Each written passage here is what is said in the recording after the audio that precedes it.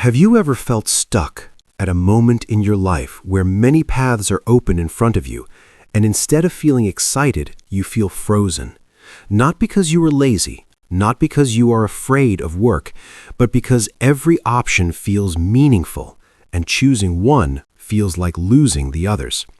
If you've felt that pressure, that quiet fear that you are falling behind simply because you can't choose just one direction, then listen carefully. This is not confusion. This is awareness.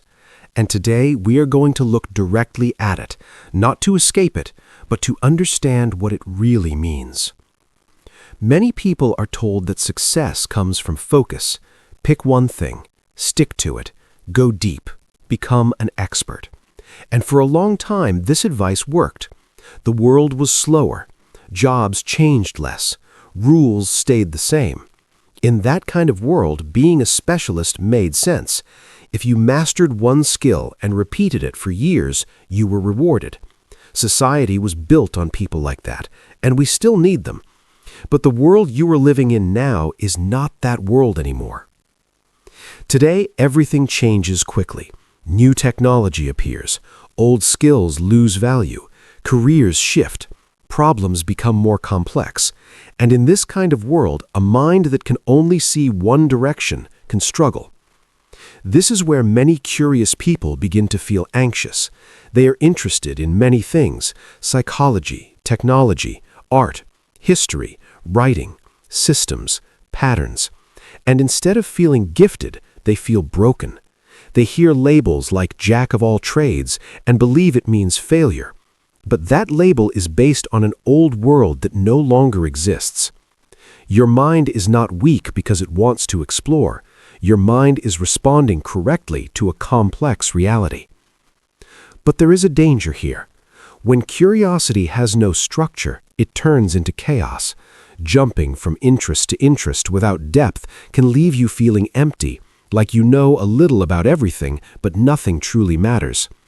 This is where frustration grows, not because curiosity is wrong, but because it is unmanaged.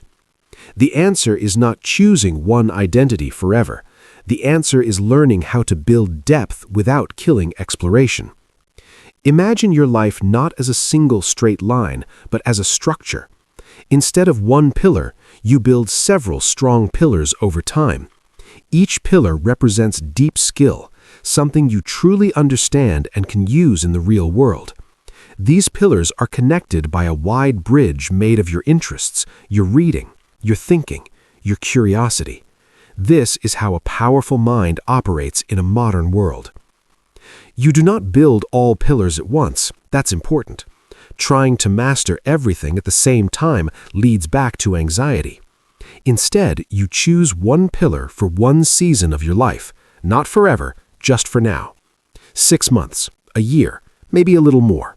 You focus deeply. You learn enough to be useful, enough to solve real problems, enough to stand on solid ground. This is not about becoming the best in the world. It is about becoming capable. Then, when that pillar is stable, you move on. Not because you're bored, not because you quit, but because that phase is complete. You carry that knowledge forward and begin building the next pillar. Over time, something powerful happens. You begin to connect ideas across fields. You see patterns others miss. You bring solutions from one area into another. This is not luck. This is how insight is born. But for this to work, your life needs stability. Many deep thinkers make the mistake of chasing passion in every area. They choose jobs that consume all their energy and leave nothing for thought. This is dangerous for a curious mind. Sometimes the smartest choice is a good enough job, a job that pays the bills, a job that does not drain your mental energy, a job that gives you space to think. This is not settling. This is strategy. When your basic needs are secure, your mind becomes free. Free to explore, free to study, free to build other pillars quietly without pressure. History is full of people who understood this. They used stability as a foundation, not a prison. There is one more thing that holds this entire system together. You cannot keep everything in your head. A curious mind produces too many ideas. If you try to remember everything, you will feel overwhelmed. This is why you need an external place for your thoughts, a second brain, a place where ideas can rest without being lost. When something catches your interest, write it down, not perfectly, simply. Save notes, capture thoughts. You are not wasting time, you are storing raw material. Later, when you are working on something important, those old ideas will return in unexpected ways. You will connect dots that once seemed unrelated. This is where creativity truly comes from. The truth is simple, but hard to accept. You are not unfocused, you are not late, you are not behind. You are built to connect worlds. But that gift only works when paired with patience, structure, and trust in your own rhythm. Stop trying to become one thing forever. Start becoming many things one at a time.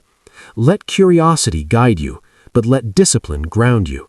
Your mind was never meant to live in a narrow box. It was meant to build bridges. And when you understand that, the anxiety fades, not because the choices disappear, but because you finally understand how to walk through them. If this way of thinking spoke to you, if you felt seen in these words, then stay with us. Subscribe to Beyond the Twist, like this video, and keep exploring the hidden patterns of the mind with us. There is more beneath the surface, and together we will keep going beyond the twist.